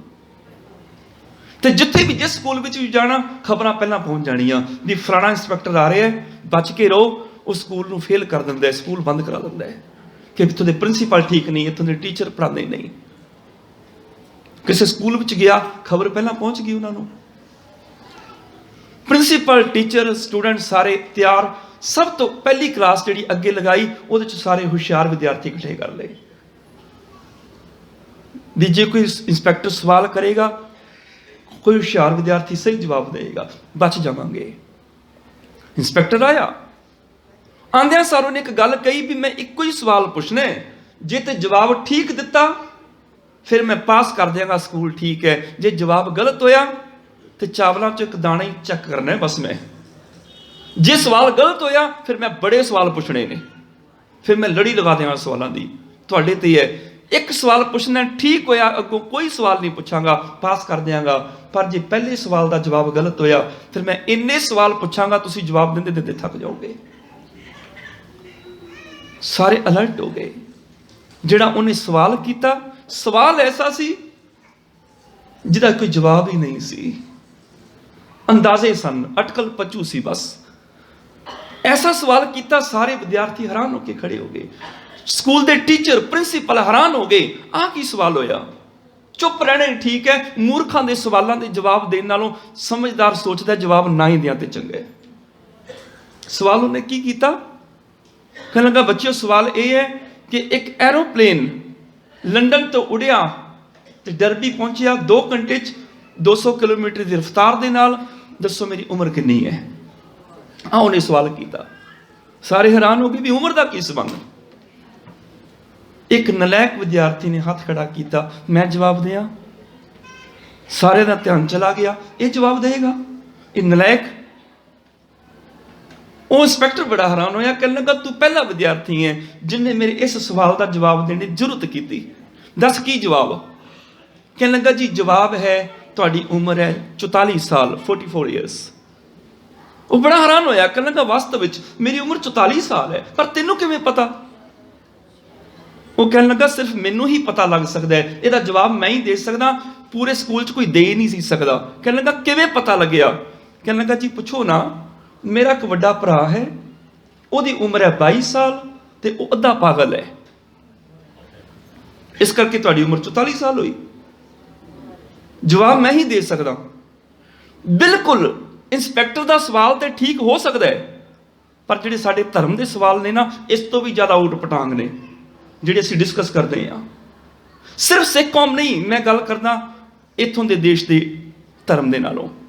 ਯੂਰਪ ਦੇ ਵਿੱਚ ਐਸੇ ਐਸੇ ਸਵਾਲਾਂ ਤੇ ਸਾਧ ਸੰਤ ਡਿਸਕਸ਼ਨ ਕਰਦੇ ਰਹੇ, ਬਹਿਸ ਕਰਦੇ ਰਹੇ ਕਿ ਸੂਈ ਦੀ ਇੱਕ ਨੋਕ ਦੇ ਉੱਪਰ ਕਿੰਨੇ ਫਰਿਸ਼ਤੇ ਬਹਿ ਸਕਦੇ ਨੇ। ਸਾਲਾਂ ਬੱਧੀ ਉਹਨਾਂ ਨੇ ਬਹਿਸਾਂ ਕੀਤੀਆਂ, ਸਾਲਾਂ ਬੱਧੀ ਇਸ ਤਰ੍ਹਾਂ ਸਿਰ ਜੋੜ ਜੋੜ ਕੇ ਬਹਿਸ ਕਰਦੇ ਰਹੇ ਵੀ ਜਿਵੇਂ ਮਨੁੱਖਤਾ ਦਾ ਬੜਾ ਗੰਭੀਰ ਸਵਾਲ ਹੈ ਕਿ ਸੂਈ ਦੀ ਨੋਕ ਉੱਪਰ ਕਿੰਨੇ ਫਰਿਸ਼ਤੇ ਬੈਠ ਸਕਦੇ ਨੇ। ਹੋਰ ਤੇ ਹੋਰ ਕਿਸੇ ਨੇ ਨਕਸ਼ੇ ਬਣਾਤੇ ਸਵਰਗ ਦੇ, ਨਰਕ ਦੇ। ਫਿਰ ਇਹਦੇ ਉੱਪਰ ਬਹਿਸ ਸ਼ੁਰੂ ਹੋਈ, ਜੈਨੀਆਂ ਦਾ ਸਵਰਗ ਦਾ ਨਕਸ਼ਾ ਠੀਕ ਹੈ ਕਿ ਹਿੰਦੂ ਧਰਮ ਦਾ ਨਕਸ਼ਾ ਠੀਕ ਹੈ। ਸਵਰਗ ਇੱਥੋਂ ਕਿੰਨੇ ਕਿਲੋਮੀਟਰ ਦੂਰ ਹੈ, ਕਿੰਨਾ ਲੰਮਾ ਸਫ਼ਰ ਹੈ, ਕਿੰਨੇ ਕੋਹ ਦੂਰ ਜਾਣਾ ਪੈਂਦਾ ਹੈ। ਇਹਦੇ ਸਵਾਲਾਂ ਦੇ ਜਵਾਬਾਂ ਵਾਸਤੇ ਬਹਿਸਾਂ ਹੁੰਦੀਆਂ ਰਹੀਆਂ, ਧਰਮ ਦੇ ਨਾਂ ਤੇ ਐਨਰਜੀ ਜਾਇਆ ਹੁੰਦੀ ਰਹੀ। ਫਿਰ ਸਵਾਲ ਇਹੋ ਜਿਹੇ ਕਿ ਦੇਵਤਿਆਂ ਦੀ ਲੰਬਾਈ ਕਿੰਨੀ ਹੁੰਦੀ ਹੈ, ਦੇਵਤਿਆਂ ਦੀ ਉਮਰ ਕਿੰਨੀ ਹੁੰਦੀ ਹੈ। ਹੋਰ ਤੇ ਹੋਰ ਮਾਰਟਿਨ ਲੂਥਰ ਜਿਹੜਾ ਬੜਾ ਸਿਆਣਾ ਮੰਨਿਆ ਗਿਆ ਇਹਨਾਂ ਦੇ ਵਿੱਚ, ਮਾਰਟਿਨ ਲੂਥਰ ਦੇ ਇੱਕ ਸਵਾਲ ਦੇ ਜਵਾਬ ਦੇ ਲਈ ਸਾਲਾਂ ਬੱਧੀ ਅੱਜ ਤੱਕ ਬਹਿਸਾਂ ਚੱਲ ਰਹੀਆਂ ਨੇ। ਉਹਦਾ ਸਵਾਲ ਪਤਾ ਕੀ ਸੀ ਕਿ ਜਿਹੜੀ ਮੱਖੀ ਹੈ ਇਹ ਰੱਬ ਨੇ ਪੈਦਾ ਕੀਤੀ ਕਿ ਸ਼ੈਤਾਨ ਨੇ ਪੈਦਾ ਕੀਤੀ। ਕਿਉਂਕਿ ਜਦੋਂ ਮੈਂ ਧਰਮ ਗ੍ਰੰਥ ਪੜ੍ਹਦਾ ਵਾਂ, ਆਪਣੀ ਪੋਥੀ ਖੋਲਦਾ, ਮੱਖੀ ਆ ਕੇ ਮੈਨੂੰ ਤੰਗ ਕਰਦੀ ਹੈ। ਤੇ ਜੇ ਮੱਖੀ ਮੇਰੇ ਧਰਮ ਦੇ ਕੰਮ 'ਚ ਰੁਕਾਵਟ ਖੜੀ ਕਰ ਰਹੀ ਹੈ, ਫਿਰ ਰੱਬ ਨੇ ਨਹੀਂ ਪੈਦਾ ਕੀਤੀ, ਸ਼ੈਤਾਨ ਨੇ ਪੈਦਾ ਕੀਤੀ ਹੈ। ਉਹ ਰੁਕਾਵਟ ਖੜੀ ਕਰਨੀ ਚਾਹੁੰਦਾ ਹੈ, ਮੱਖੀ ਸ਼ੈਤਾਨ ਨੇ ਪੈਦਾ ਕੀਤੀ। ਉਹਦੇ ਇਸ ਬਿਆਨ ਉੱਪਰ ਸਾਲਾਂ ਬੱਧੀ ਬਹਿਸਾਂ ਚੱਲਦੀਆਂ ਰਹੀਆਂ, ਮੱਖੀ ਰੱਬ ਨੇ ਬਣਾਈ ਕਿ ਸ਼ੈਤਾਨ ਨੇ ਬਣਾਈ। ਸਾਡੇ ਧਰਮ ਵਿੱਚ ਵੀ ਇਹ ਕੁਝ ਹੀ ਹੈ ਨਾ। ਦਸਮ ਦਵਾਰ ਖੁੱਲਦਾ ਹੈ, ਇੱਕ ਅਗੰਮੀ ਦੁਨੀਆ 'ਚ ਅਸੀਂ ਚਲੇ ਜਾਂਦੇ ਹਾਂ। ਕੋਈ ਆ ਕੇ ਸਾਨੂੰ ਕਹਿ ਦਿੰਦਾ ਹੈ ਵੀ ਗੁਫਾ ਦੇ ਵਿੱਚ ਇੱਕ ਰਸਤਾ ਖੁੱਲਿਆ ਜਿਹੜਾ ਸਵਰਗ ਨੂੰ ਚਲਾ ਗਿਆ। ਵੈਕੁੰਠ ਧਾਮ ਨੂੰ ਅੱਗੇ ਦੇਖਿਆ, 20-20 ਫੁੱਟੇ ਸ਼ਹੀਦ ਤੁਰੇ ਆ ਰਹੇ ਨੇ। ਕੋਈ ਕਹਿ ਰਿਹਾ ਹੈ ਮੈਨੂੰ ਸਵਰਗਾਂ ਦੇ ਸੰਤਰੇ ਮਿਲੇ, ਉਹ ਮੈਂ ਖਾਧੇ, ਐਸਾ ਆਨੰਦ ਆਇਆ ਦੁਨੀਆ ਦੇ ਸੰਤਰਿਆਂ 'ਚੋਂ ਰਸ ਹੀ ਨਹੀਂ। ਕਲਪਨਾ ਦੀ ਦੁਨੀਆ। ਸਾਡੇ ਬੱਚੇ ਨਸ਼ੇ ਕਰ ਰਹੇ ਨੇ। 5-5 ਸਾਲ ਦੇ ਬੱਚੇ 2-2, 3-3 ਸਿਗਰਟਾਂ ਮੂੰਹ 'ਚ ਲਾ ਕੇ ਪੀ ਰਹੇ ਨੇ। ਵੀਡੀਓ ਤੁਸੀਂ ਦੇਖੀਆਂ ਹੋਣੀਆਂ ਨੇ। ਸਾਡੀਆਂ ਬਹਿਸਾਂ ਚੱਲ ਰਹੀਆਂ ਨੇ ਕਿ ਸ਼ਹੀਦ ਸਿੰਘ ਕਿੰਨੇ ਫੁੱਟ ਦੇ ਹੁੰਦੇ ਨੇ, 20 ਫੁੱਟ ਦੇ ਕਿ 40 ਫੁੱਟ ਦੇ। ਸਾਡੀਆਂ ਬਹਿਸਾਂ ਇਹ ਚੱਲ ਰਹੀਆਂ ਨੇ ਸਵਰਗ ਦੇ ਸੰਤਰੇ ਵੱਡੇ ਹੁੰਦੇ ਨੇ ਕਿ ਛੋਟੇ ਹੁੰਦੇ ਨੇ। ਹਿਮਾਲਿਆ ਪਰਬਤ 'ਚੋਂ ਕੋਈ ਰਸਤਾ ਜਾਂਦਾ ਜਿਹੜਾ ਬੈਕੁੰਠ ਨੂੰ ਪਹੁੰਚਦਾ। ਪਰ ਸਾਡੇ ਨੌਜਵਾਨ ਖੁਦਕੁਸ਼ੀਆਂ ਕਰ ਰਹੇ ਨੇ। पढ़े लिखे डिग्रियां लैके बेरोजगार ने, की करन। जिमीदार खुदकुशियां कर रहे ने, कर्जे सिर ते चढ़े ने, दे नहीं पा रहे। ਅਸੀਂ डिस्कशन कर रहे हैं फालतू के सवालों की, जिहदी लोड़ है ਉਹਦੀ कोई तैयारी नहीं कर रहे। साडी कौम सिमट के 1.5 करोड़ भी नहीं रह गई। जे अमृतधारियों की कली गिनती करो तो मसां 40-50 लाख तो भी मैं ज़्यादा कह रहा, शायद बहुत ज़्यादा कह रहा। कित्थे खड़े हां असीं? ते जिहड़ी 1.5 करोड़ की साडी गिनती है, याद रखियो 15 करोड़ हो सकती है। 6 करोड़ सिकलीगर वीर, 5 करोड़ वणजारे, 2 करोड़ जौहरीए, 1 करोड़ असामीए। ये ਉਹ ਸਾਡੇ सिख भरा ने ਜਿਹੜੇ पानी खणों तरसे बैठे ने, ਜਿਹੜੇ छप्पड़ां ਦਾ पानी पीण ते मजबूर ने। ते साडे ਜਿਹੜੇ विद्वान सज्जन डिस्कशनां कर रहे ने भी आ स्वर्ग कित्थे है, बैकुंठ कित्थे है। ਉਹ ਬੱਚੇ ਜਿਹੜੇ ਸਕੂਲ नहीं जा पा रहे, अनपढ़ ਹਨ, बीमार हो जाते हैं, उन्हां कोल इलाज वास्ते माया नहीं। ते ਅਸੀਂ ਗੱਲਾਂ ਕਰਦੇ ਹਾਂ आसमानां ਦੀਆਂ, सचखंडां ਦੀਆਂ, बैकुंठां ਦੀਆਂ। कित्थे खड़े हां असीं? जो कौम दे अज सवाल ने असीं ਉਹ ਤੇ पूरे कर नहीं रहे। इन्हां देशां 'ਚ ਸਾਡੇ ਬੱਚੇ ड्रग ਲੈ ਰਹੇ ਨੇ। इन्हां देशां दे विच ਸਾਡੇ ਬੱਚੇ ਪੰਜਾਬੀ ਤੋਂ ਟੁੱਟਦੇ ਜਾ ਰਹੇ ਨੇ। ਜਿਹੜਾ ਬੱਚਾ ਪੰਜਾਬੀ ਤੋਂ ਟੁੱਟ ਗਿਆ, ਉਹ ਜਪਜੀ ਸਾਹਿਬ ਦਾ ਪਾਠ ਨਹੀਂ ਕਰ ਸਕਦਾ, ਉਹ ਰਹਿਰਾਸ ਸਾਹਿਬ ਦਾ ਪਾਠ ਨਹੀਂ ਕਰ ਸਕਦਾ। ਜਿਹੜਾ ਬੱਚਾ ਪੰਜਾਬੀ ਨਾਲੋਂ ਟੁੱਟ ਗਿਆ, ਉਹ ਧੰਨ ਗੁਰੂ ਗ੍ਰੰਥ ਸਾਹਿਬ ਦਾ ਪਾਠ ਨਹੀਂ ਕਰ ਸਕਦਾ। ਜਿਹੜਾ ਬੱਚਾ ਪੰਜਾਬੀ ਨਾਲੋਂ ਟੁੱਟ ਗਿਆ, ਸਮਝ ਲਓ ਆਪਣੇ ਗੁਰੂ ਨਾਲੋਂ ਟੁੱਟ ਗਿਆ, ਕਿਉਂਕਿ ਸਾਡਾ ਗੁਰੂ ਗ੍ਰੰਥ ਸਾਹਿਬ ਵੀ ਪੰਜਾਬੀ 'ਚ। ਅਸੀਂ ਸਾਹ ਤਾਂ ਠਾਂ ਕਰ ਰਹੇ ਹਾਂ, ਜਿਹੜੇ ਕੰਮ ਕਰਦੇ ਨੇ ਕਰਨ ਵਾਲੇ ਨੇ ਨਹੀਂ ਕਰ ਰਹੇ। ਜਿਹੜੇ ਕੰਮ ਜ਼ਰੂਰੀ ਨੇ ਅਸੀਂ ਉਹ ਨਹੀਂ ਕਰ ਰਹੇ। ਅਸੀਂ ਸਾਹ ਤਾਂ ਠਾਂ ਕਰ ਰਹੇ ਹਾਂ ਵੀ ਅਸੀਂ ਬ੍ਰਹਮ ਗਿਆਨੀ ਬਣਨਾ ਹੈ, 10ਵੇਂ ਦੁਆਰ 'ਚ ਅਸੀਂ ਸਵਾਸ ਚੜਾਣੇ ਨੇ, ਉਨਮਨ ਦੀ ਅਵਸਥਾ ਲੈਣੀ ਹੈ। ਪਰ ਅਸੀਂ ਇਹ ਨਹੀਂ ਦੇਖਦੇ ਅਸੀਂ ਸੱਚ ਬੋਲਣਾ ਜ਼ਿੰਦਗੀ 'ਚ, ਗਰੀਬ ਦਾ ਹੱਕ ਨਹੀਂ ਮਾਰਨਾ, ਘਰੋਂ ਨਸ਼ੇ ਬਾਹਰ ਕੱਢਣੇ ਨੇ। ਅਸੀਂ ਇਹ ਕੰਮ ਨਹੀਂ ਕਰ ਰਹੇ। ਧਰਮ ਪ੍ਰੈਕਟੀਕਲ ਜੀਵਨ ਦਾ ਨਾਮ ਹੈ, ਕਲਪਨਾ ਦੀ ਦੁਨੀਆ 'ਚ ਜੀਣ ਦਾ ਨਾਮ ਨਹੀਂ ਹੈ। ਗੁਰਬਾਣੀ ਜੀਵਨ ਜੁਗਤ ਹੈ, ਤੂੰ ਜੀ। ਗੁਰੂ ਨਾਨਕ ਪਾਤਸ਼ਾਹ ਨੇ ਪ੍ਰੈਕਟੀਕਲ ਜੀਵਨ ਜੀ ਕੇ ਦਿਖਾਇਆ। ਬਾਬਰ ਆਇਆ ਤੇ ਭੋਰੇ 'ਚ ਸਮਾਧੀ ਲਾ ਕੇ ਨਹੀਂ ਸੀ ਬਹਿ ਗਏ, ਆਵਾਜ਼ ਉਠਾਈ ਸੀ, ਬਾਬਰ ਤੂੰ ਜ਼ਾਬਰ ਹੈ, ਐਡਾ ਜ਼ੁਲਮ ਨਾ ਕਰ। ਕਿਉਂ ਇਹਨਾਂ ਗਰੀਬ ਮਜ਼ਲੂਮਾਂ ਤੇ ਜ਼ੁਲਮ ਕਰਦੇ? ਉਹ ਵੀ ਸਮਾਧੀ ਲਾ ਕੇ ਬਹਿ ਜਾਂਦੇ ਤੇ ਕੀ ਫਰਕ ਪੈਣਾ ਸੀ ਉਹਨਾਂ ਨੂੰ? ਪੰਚਮ ਗੁਰਦੇਵ ਵੀ ਸਮਾਧੀ ਲਾ ਕੇ ਬਹਿ ਜਾਂਦੇ, ਕੀ ਫਰਕ ਪੈਣਾ ਸੀ? ਉਹਨਾਂ ਆਵਾਜ਼ ਉਠਾਈ, ਜਹਾਂਗੀਰ ਜ਼ੁਲਮ ਬੰਦ ਕਰ, ਇਹਨਾਂ ਜ਼ੁਲਮ ਨਾ ਕਰ। ਸ਼ਹਾਦਤਾਂ ਦੇਣੀਆਂ ਪਈਆਂ ਉਹਨਾਂ ਨੂੰ। ਗੁਰੂ ਤੇਗ ਬਹਾਦਰ ਸਾਹਿਬ ਨੂੰ ਸ਼ਹਾਦਤ ਦੇਣੀ ਪਈ। ਔਰੰਗਜ਼ੇਬ ਜ਼ੁਲਮ ਨਾ ਕਰ। ਹਰ ਬੰਦੇ ਨੂੰ ਆਪਣਾ ਧਰਮ ਪਿਆਰਾ ਹੈ, ਕਿਉਂ ਇਹਨਾਂ ਦਾ ਜ਼ਬਰਦਸਤੀ ਧਰਮ ਖੁੰਦਾ ਹੈ? ਕਿਸੇ ਦੂਜੇ ਦੀ ਖਾਤਰ ਸ਼ਹਾਦਤ ਦੇਣ ਵਾਸਤੇ ਗਏ, ਬੈਠੇ ਰਹਿੰਦੇ ਸਮਾਧੀ ਲਾ ਕੇ, ਕੀ ਫਰਕ ਪੈਂਦਾ ਸੀ? ਧਰਮ ਇਹ ਨਹੀਂ ਹੈ ਕਿ ਘਰਾਂ 'ਚ ਸਮਾਧੀਆਂ ਲਾ ਕੇ ਬਹਿ ਜਾਓ। ਧਰਮ ਇਹ ਹੈ ਤੁਸੀਂ ਪ੍ਰੈਕਟੀਕਲ ਜ਼ਿੰਦਗੀ ਕੀ ਜੀਂਦੇ ਹੋ। ਬ੍ਰਹਮ ਕਰਮ ਕਰਨ ਵਾਲਾ ਪ੍ਰਵਾਨ ਹੈ, ਕੇਵਲ ਬ੍ਰਹਮ ਚਰਚਾ ਕਰਨ ਵਾਲਾ ਨਹੀਂ, ਬ੍ਰਹਮ ਗਿਆਨ ਲੈਣ ਵਾਲਾ ਨਹੀਂ, ਬ੍ਰਹਮ ਕਰਮ ਕਰਨ ਵਾਲਾ। ਤੂੰ ਬ੍ਰਾਹਮਣਾਂ ਵਾਲੇ ਕਰਮ ਕਰ, ਤੇ ਬ੍ਰਾਹਮਣਾਂ ਵਾਲੇ ਕਰਮ ਨੇ ਸੱਚ ਬੋਲ, ਦਇਆ ਵਿੱਚ ਆ, ਧੀਰਜ ਰੱਖ, ਨਿਮਰਤਾ ਹੋਵੇ, ਮਿੱਠੀ ਜ਼ੁਬਾਨ, 10 ਨੋਵਾਂ ਦੀ ਸੱਚੀ ਸੁੱਚੀ ਕਿਰਤ ਕਰ, ਸੱਚ ਬੋਲ, ਸੱਚ ਵੇਖ, ਸੱਚ ਸੁਣ, ਸੱਚ ਨੂੰ ਦੁਨੀਆ ਵਿੱਚ ਫੈਲਾ, ਸੱਚ ਹਿਰਦੇ 'ਚ ਵਸਾ। ਬ੍ਰਾਹਮਣੇ ਸੰਗ ਉਧੜਨ, ਬ੍ਰਹਮ ਕਰਮ ਜੇ ਪੂਰਨ ਹੈ। ਉਹਨਾਂ ਬ੍ਰਾਹਮਣਾਂ ਦੀ ਸੰਗਤ ਕਰਕੇ ਉਧਾਰ ਹੋਣਾ, ਜਿਹੜੇ ਬ੍ਰਹਮ ਕਰਮ ਕਰਦੇ ਨੇ। ਵਿਚਾਰ ਨਹੀਂ, ਕੇਵਲ ਬੈਠੇ ਨਹੀਂ ਹੋਏ, ਉਹ ਕਰਮ ਕਰ ਰਹੇ ਨੇ, ਪ੍ਰੈਕਟੀਕਲ ਜ਼ਿੰਦਗੀ ਜੀ ਰਹੇ ਨੇ। ਗੁਰੂ ਨਾਨਕ ਪਾਤਸ਼ਾਹ ਨੇ ਸਾਰੀ ਜ਼ਿੰਦਗੀ ਸਫ਼ਰ ਤੇ ਲਾ ਦਿੱਤੀ, ਘਰ ਘਰ ਜਾ ਕੇ ਦਰਵਾਜ਼ਾ ਖੜਕਾਇਆ, ਦੁਨੀਆ ਨੂੰ ਸੱਚ ਦਾ ਉਪਦੇਸ਼ ਦਿੱਤਾ। ਉਹ ਲੋਕੋ ਸੱਚੀ ਸੁੱਚੀ 10 ਨੋਵਾਂ ਦੀ ਕਿਰਤ ਕਰੋ, ਇਦੋਂ ਵੱਡਾ ਧਰਮ ਕੋਈ ਨਹੀਂ ਹੈ। ਘੰਟਾ ਬੈਠ ਕੇ ਮਾਲਾ ਘੁਮਾ ਲੈਣੀ ਆਸਾਨ ਹੈ, ਪਰ ਦੁਕਾਨ ਤੇ ਕਿਸੇ ਗਰੀਬ ਦਾ ਹੱਕ ਨਾ ਮਾਰਨਾ ਬੜਾ ਔਖਾ ਹੈ। ਘੰਟਿਆਂ ਬੱਧੀ ਬਹਿ ਕੇ ਕੋਈ ਚੀਜ਼ ਪੜ੍ਹ ਲੈਣੀ ਆਸਾਨ ਹੈ। ਹਾਂ ਪੜ੍ਹੋ, ਪਾਠ ਕਰੋ, ਪਰ ਪ੍ਰੈਕਟੀਕਲ ਵੀ। ਘੰਟਿਆਂ ਬੱਧੀ ਪਾਠ ਕਰ ਲੈਣਾ ਆਸਾਨ ਹੈ, ਪਰ ਪਾਠ ਕਰਕੇ ਜੇ ਅਪਲਾਈ ਨਹੀਂ ਕੀਤਾ ਤੇ ਕੀ ਲਾਭ? ਪਾਠ ਕਰਕੇ ਅਪਲਾਈ ਵੀ ਕਰੀ। ਜੇ ਗੁਰੂ ਕਹਿੰਦਾ ਹੈ ਨਾ, ਹੱਕ ਪਰਾਇਆ ਨਾਨਕਾ ਉਸ ਸੂਰ ਸੁਗਾਏ, ਫਿਰ ਇਸ ਗੱਲ ਨੂੰ ਮੰਨ ਵੀ ਲਈ ਕਿ ਮੈਂ ਗਰੀਬ ਦਾ ਹੱਕ ਨਹੀਂ ਮਾਰਨਾ। ਜੇ ਗੁਰਬਾਣੀ ਤੂੰ ਪੜ੍ਹਦਾ ਬੋਲੀਏ ਸੱਚ, ਧਰਮ ਝੂਠ ਨਾ ਬੋਲੀਏ, ਫਿਰ ਸੱਚ ਬੋਲ ਤਾਂ ਪ੍ਰਵਾਨ ਹੋਏਗਾ। ਜੇ ਗੁਰਬਾਣੀ ਕਹਿੰਦੀ ਹੈ ਚੋਰ ਕੀ ਹਾਮਾ ਭਰੇ ਨਾ ਕੋਈ, ਚੋਰ ਕੀਆ ਚੰਗਾ ਕਿਉਂ ਹੋਏ, ਫਿਰ ਚੋਰੀ ਕਰਨਾ ਛੱਡ ਵੀ। ਜੇ ਬਾਣੀ ਕਹਿੰਦੀ ਹੈ ਕੰਨੀ ਸੂਤਕ ਕੰਨ ਪੈ ਲਾਇਤ ਵਾਰੀ ਖਾਏ, ਫਿਰ ਕੰਨਾਂ ਨਾਲ ਨਿੰਦਿਆ ਚੁਗਲੀ ਕਰਨੀ ਵੀ ਛੱਡ। ਜੇ ਗੁਰਬਾਣੀ ਕਹਿੰਦੀ ਹੈ ਸਭ ਗੋਬਿੰਦ ਹੈ, ਸਭ ਗੋਬਿੰਦ ਹੈ, ਫਿਰ ਕਿਹੜੇ ਸੱਚਖੰਡ ਵਿੱਚ ਗੋਬਿੰਦ ਨੂੰ ਖੋਜਦਾ ਹੈ? ਸਾਰਿਆਂ 'ਚ ਗੋਬਿੰਦ ਹੀ ਤੇ ਹੈ। ਭਲਾ ਇੰਨੀ ਗੱਲ ਸਮਝਣ ਵਾਸਤੇ ਮੈਨੂੰ ਆਪਣੇ ਸਾਹ ਤਾਹ ਠਾਂ ਕਰਨ ਦੀ ਕੀ ਲੋੜ ਹੈ ਕਿ ਸਾਰਿਆਂ ਵਿੱਚ ਰੱਬ ਹੈ? ਗੱਲ ਤੇ ਸਮਝਣ ਦੀ ਸੀ। ਮੈਂ ਖੋਜਦਾ ਵਾਂ ਕਿ ਦਸਮ ਦੁਆਰ ਕੋਈ ਖੁੱਲੇਗਾ, ਫਿਰ ਰੱਬ ਤੱਕ ਜਾਵਾਂਗਾ। ਮੇਰੇ ਗੁਰੂ ਨਾਨਕ ਨੇ ਇੱਕ ਬਚਨ ਕਿਹਾ ਸੀ, ਇਹ ਜੱਗ ਸੱਚੇ ਕੀ ਹੈ ਕੋਠੜੀ, ਸੱਚੇ ਕਾ ਵਿੱਚ ਵਾਸ। ਮੇਰਾ ਰੱਬ, ਇਹ ਸੰਸਾਰ ਮੇਰੇ ਰੱਬ ਦੀ ਸੋਹਣੀ ਕੋਠੀ ਹੈ। ਮੇਰਾ ਰੱਬ ਦੁਨੀਆ 'ਚ ਰਹਿੰਦਾ ਹੈ। ਮੈਂ ਦੁਨੀਆ 'ਚ ਦੇਖਦਾ ਰੱਬ ਨੂੰ। ਮੈਨੂੰ ਆਪਣੇ ਬਜ਼ੁਰਗ ਮਾਪਿਓ 'ਚ ਰੱਬ ਨਜ਼ਰ ਆਉਂਦਾ, ਮੈਨੂੰ ਆਪਣੇ ਧੀਆਂ ਪੁੱਤਰਾਂ 'ਚੋਂ ਰੱਬ ਨਜ਼ਰ ਆਉਂਦਾ, ਮੈਨੂੰ ਗੁਆਂਢੀਆਂ 'ਚੋਂ ਰੱਬ ਨਜ਼ਰ ਆਉਂਦਾ, ਮੈਨੂੰ ਦੁਸ਼ਮਣਾਂ ਵਿੱਚੋਂ ਰੱਬ ਨਜ਼ਰ ਆਉਂਦਾ। ਫਿਰ ਅਸੀਂ ਸਭ ਗੋਬਿੰਦ ਹੈ, ਫਿਰ ਮੈਂ ਮੰਨਿਆ। ਇਹਨੂੰ ਕਹਿੰਦੇ ਨੇ ਪ੍ਰੈਕਟੀਕਲ। ਸਿੱਖਾ ਪ੍ਰੈਕਟੀਕਲ ਜ਼ਿੰਦਗੀ ਚੂੰ ਲਈ। ਬ੍ਰਹਮ ਕਰਮ ਜੇ ਪੂਰਨ ਹੈ, ਜਿਹਨੇ ਬ੍ਰਹਮ ਕਰਮ ਕੀਤੇ ਨੇ, ਜੋ ਗੁਰੂ ਨੇ ਕਿਹਾ ਉਹਦੇ ਮੁਤਾਬਕ ਜ਼ਿੰਦਗੀ ਜੀਵੀ ਹੈ, ਉਹਨਾਂ ਦੀ ਸੰਗਤ ਕੀਤਿਆਂ ਉਧਾਰ ਹੋਣਾ ਹੈ। ਆਤਮ ਰਤੰ ਸੰਸਾਰ ਗਹੰ ਤੇ ਨਰ ਨਾਨਕ ਨਿਫ ਲੈ। ਆਤਮ ਰਤਨ ਮੈਨੇ ਜਿਹੜਾ ਆਪਣੀ ਆਤਮਾ ਨਾਲ ਹੀ ਰਤਿਆ ਹੋਇਆ ਹੈ, ਆਪਣੇ ਬਾਰੇ ਸੋਚਦਾ ਬਸ ਕਿ ਦੁਨੀਆ ਨੂੰ ਲੁੱਟ ਲਵਾਂ, ਆਪਣਾ ਘਰ ਭਰ ਲਵਾਂ।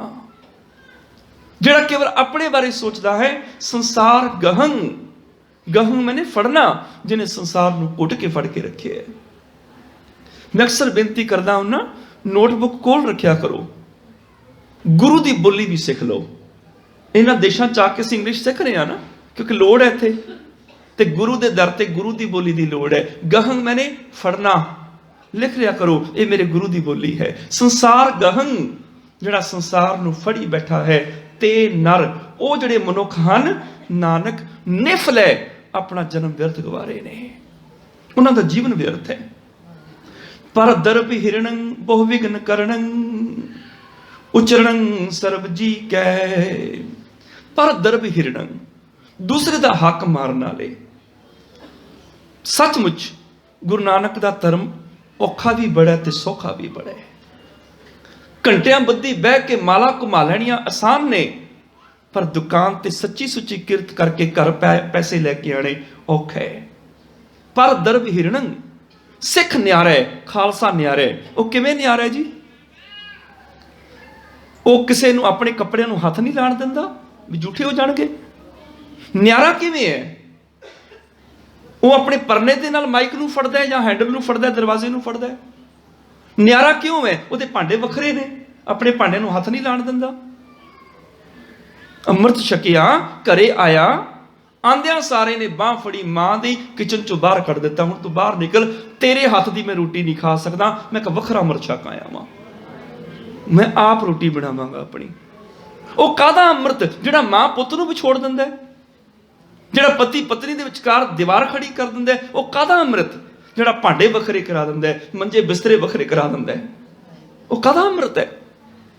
ਸਿੱਖ ਨਿਆਰਾ ਇਸ ਕਰਕੇ ਨਹੀਂ ਹੈ, ਉਹਦੇ ਭਾਂਡੇ ਵੱਖਰੇ ਨੇ, ਉਹਦਾ ਲੰਗਰ ਵੱਖਰਾ ਹੈ, ਉਹਦਾ ਪ੍ਰਸ਼ਾਦ ਵੀ ਵੱਖਰਾ ਹੈ, ਕੜਾਹ ਪ੍ਰਸ਼ਾਦ ਵੀ ਨਹੀਂ ਕਹੀ ਲੈਂਦੇ, ਉਹਦੀਆਂ ਚੀਜ਼ਾਂ ਵੱਖਰੀਆਂ ਨੇ। ਨਹੀਂ, ਸਿੱਖ ਇਸ ਕਰਕੇ ਨਿਆਰਾ ਹੈ, ਜਿਸ ਆਫਿਸ ਦੇ ਵਿੱਚ 10 ਵਰਕਰ ਕੰਮ ਕਰਦੇ ਨੇ, 9 ਵਰਕਰ ਟੇਬਲ ਦੇ ਥੱਲੇੋਂ ਹੱਥ ਪਾ ਕੇ ਰਿਸ਼ਵਤ ਲੈ ਲੈਂਦੇ ਨੇ, ਉੱਥੇ 10ਵਾਂ ਗੁਰੂ ਨਾਨਕ ਦਾ ਸਿੱਖ ਹੈ, ਉਹ ਟੇਬਲ ਦੇ ਥੱਲੇ ਹੱਥ ਪਾ ਕੇ ਰਿਸ਼ਵਤ ਨਹੀਂ ਲੈਂਦਾ। ਉਹ ਕਹਿੰਦਾ ਜਿਹੜੀ ਮੇਰੀ ਤਨਖਾਹ ਬਣਦੀ ਬਸ ਉਹ ਦਿਓ, ਮੈਂ ਹੱਕ ਦੀ ਕਮਾਈ ਕਰਨੀ ਹੈ। ਇਸ ਕਰਕੇ ਨਿਆਰਾ, ਬਾਕੀਆਂ ਤੋਂ ਵੱਖਰਾ ਹੈ। ਆਖਦੇ ਨੇ ਤੈਨੂੰ ਹੋਇਆ ਕੀ? ਲੋਕ ਮਾਇਆ ਪਿੱਛੇ ਮਰਦੇ ਨੇ, ਦੌੜਦੇ ਨੇ, ਤੂੰ ਕਹਿੰਦਾ ਮੈਂ ਹੱਕ ਦੀ ਕਮਾਈ ਖਾਣੀ ਹੈ। ਕਿਹੋ ਜਿਹਾ ਤੂੰ? ਭਗਤਾਂ ਤੇ ਸੰਸਾਰੀਆਂ ਜੋੜ ਕਦੇ ਨਾ ਆਇਆ।